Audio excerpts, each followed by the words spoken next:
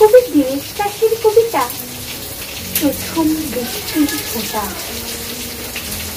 আকাশের কচি কচি মেঘ থেকে আজ ঝরছে নরম বৃষ্টির ফোঁটা, যেন সৃষ্টির নীল পেয়ালা পড়ছে উঠছে।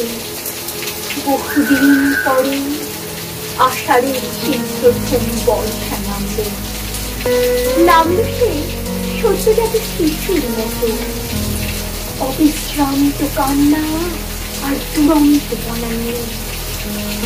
কি স্নিগ্ধ কি মধুর এই প্রথম বর্ষা, নির্ভর তৃষ্ণার্ত চাতকের মতো আমি আমার ঠোঁট তুলে ধরি আকাশের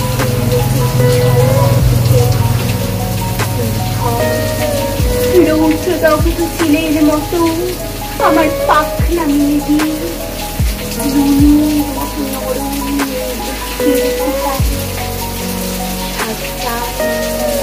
রূপণী বৃষ্টির মতো শুয়ে পড়ি সোনালি ফুলের।